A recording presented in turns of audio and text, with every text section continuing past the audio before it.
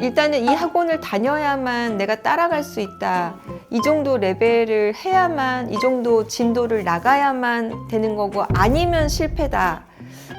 오늘 영상은 내 아이가 상위 1%에 해당한다고 믿는 엄마들은 듣지 마세요. 나머지 99% 들으세요.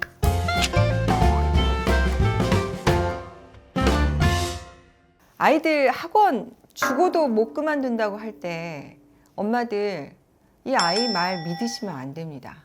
얼마 전에 EBS 다큐에 나온 내용인데요. 학군지에서 아이들이 높은 레벨에서 못 내려오고 그 학원을 다녀야 되고 그만두지 못해서 고민 있는 아이들 영상이 나왔는데요. 저도 얼마 전에 후배가 같은 고민을 해왔어요. 되게 유명한 학원에 높은 레벨을 다니고 있대요. 그런데 그 학원이 너무 힘들어서 아이가 죽을 것 같다고 한 달만 쉬겠다고 하는데 주위 엄마들한테 물어봤더니 다 엄마들이 말렸대요. 나중에 애가 원망한다고. 그래서 제가 그 엄마를 붙들고 얘기를 했어요. 반대다. 아이가 그 말을 들어주고 쉬게 해주면 엄마가 나를 존중해 준다고 생각해서 나중에 공부를 더 잘할 수 있다. 내 얘기를 들어라. 그렇게 해서 아이하고 얘기를 나누고 아이에게 일주일을 쉬게 해줬더니 아이가 많이 회복이 됐대요. 아이가 하는 얘기는요, 그대로 믿으시면 안 돼요. 엄마들이 그래요. 아유, 근데 우리 애가 힘든데 다닌대요 하는데 자기 속으로는 그게 되게 기쁜 거야, 자랑인 거야. 근데 애는 엄마의 그 표정을 보고 그 마음을 보고 정말 솔직하게 얘기를 못 하는 거거든요.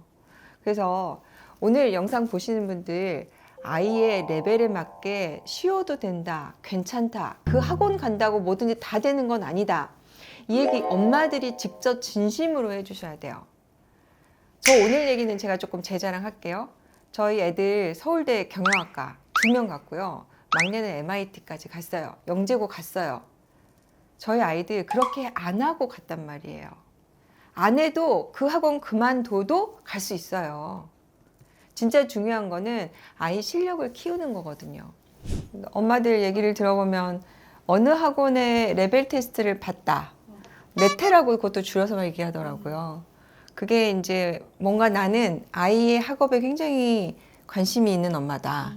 나는 열심히 하는 엄마다. 라는 자부심이 있는 얘기로 들려요, 저는. 그래서 어느 레벨 테스트를 봤는데 몇 레벨이 나왔다. 커트라인이 요새는 30점이라고 하더라고요. 왜 그렇게 어렵게 문제를 낼까요? 그 얘기는 자기 학원이 그만큼 대단한 학원이라는 걸 보여주기 위해서 일단 애들의 기를 죽여놔야 되는 거지. 그래서 문제를 이렇게 어렵게 해가지고 30점을 만드는 거야. 우리 학원은 이 30점인 애들이 겨우 열심히 해서 들어오는데 이렇게 뛰어난 아이들을 모아서 잘 가르치는 곳이다 라고 하는 이런 대치동의 상술이지 않을까 싶어요. 저는 이런 거를 정말 안 한 게 굉장히 잘한 일이다. 심지어 한 번은 이런 일이 있었어요. 경기 영재고 다닐 때였는데 우리 아이가 2학년 때 물리 올림피아드를 준비하고 싶다 그래서 그걸 준비하는 학원에 레벨 테스트를 좀 받자고 제가 신청을 했어요. 그랬더니 학원 실장이 나한테 연락이 왔어. 지금 이미 늦었다. 그 레벨 테스트를 하면 밑에 학년 친구들이랑 수업을 들어야 되는데 하지 말아라는 거야. 그래서 아니 우리 아이가 공부를 하는지 안 하는지를 왜 그 실장이 결정해요? 그래서 우리는 난 레벨 테스트 받아들이겠다. 밑에 학년들이랑 수업해도 괜찮다. 저도 아이들이 학군지로 이사하는 거를 조금 왜 안 하려고 했냐면 거기에 가면은 그 분위기에 휩쓸리잖아요. 그러니까 이제 사람인지라 사람들이 다 하면 요새 뭐 삼성전자 주식 없으면 포모에 빠진다고 하는 것처럼 누구나 다 가는 학원인데 나는 안 가면 나만 좀 이상한처럼 생각되잖아요. 근데 굳이 나나 우리 아이들을 그런 상황에 내몰게 할 필요가 없다는 생각이 좀 들었거든요. 이때 엄마가 꼭 해줘야 되는 게 괜찮다. 이거 지금 안 해도 다음에 충분히 더 멀리 나갈 수 있다. 지금 이거 하는 것이 꼭 중요한 것은 아니다. 이 얘기를 엄마가 해줘야 돼. 엄마가. 그리고 또 전문가가 더 해주면 좋겠죠.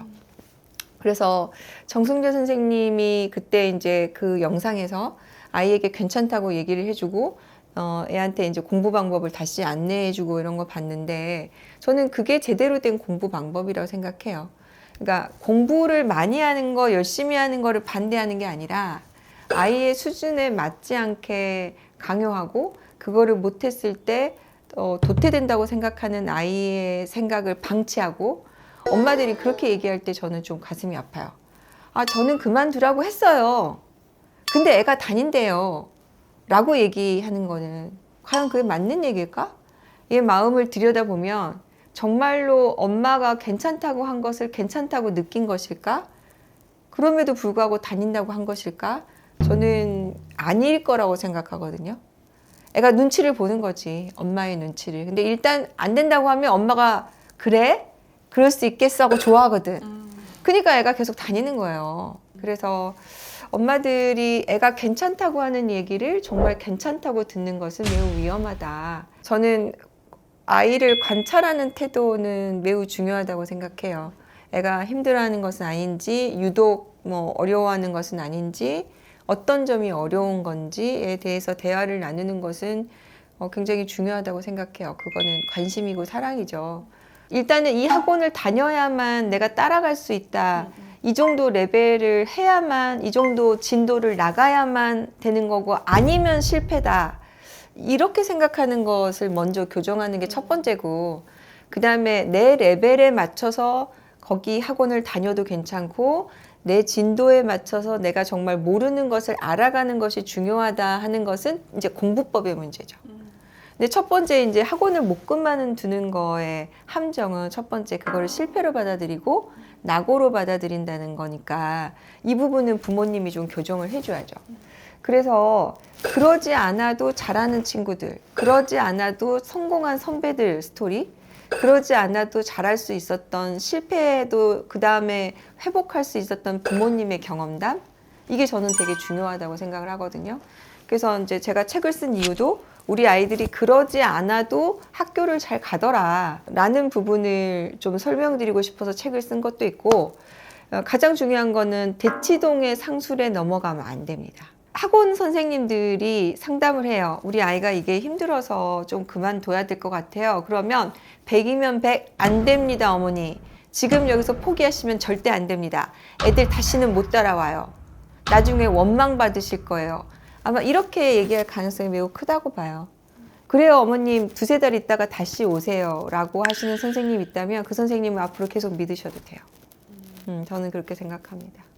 제 책에서 그 엄마들이 제일 힘을 얻었다고 하는 부분이, 제가 저희 아들에게 흔들리는 나무 얘기해 준 부분에서 많이 감동을 받으셨다고 하더라고요. 아이들이 학원을 너무 힘들어하고 그만두고 싶어 하면 저희 아들 얘기 같이 해주시면 되게 좋을 것 같아요. 그래서 그때 그 유명한 학원 그만둔 형이 몇 년 동안 안 했어도 다시 수학의 재미를 느끼고 물리의 재미를 느끼고 공부의 재미를 느낀다면 MIT도 갔다더라, 서울대도 갈 수 있다더라, 지금 네가 그만둬도 괜찮아, 이렇게 얘기를 해주셨으면 좋겠고요. 정말 우리 아이들에게 우리가 지켜줘야 될 마음은 공부를 재밌어하고 좋아하는 마음이에요. 학원 레벨이 아니고 학원 이름이 아닙니다. 엄마가 유명 학원 앞에서 아이를 내려주는 하차감, 그것 때문에 애 인생을 망치시면 절대 안 됩니다. 오늘 이 영상, 자, 1%는 제가 빼라 그랬어요. 잘하는 애들은 잘할 수 있어요. 그 아이들 따라가는 애들 있어요. 저 부인하지 않아요. 천재 있어요. 빼고 나머지 엄마들 제 얘기 정말 꼭 들어주셨으면 좋겠습니다. 우리 아이들이, 나의 소중한 내 아이가 왜 학원에 가서 다른 아이의 들러리가 돼야 되고 매번 가서 걔 공부 잘하는 걸 확인하고 내가 와야 되냐고, 내가 쟤보다 못하다는 것을 확인하고 왜 와야 돼요? 매일매일. 그래서 우리 아이를 엄마들이 지켜주셔야 됩니다. 꼭 좀 부탁드릴게요.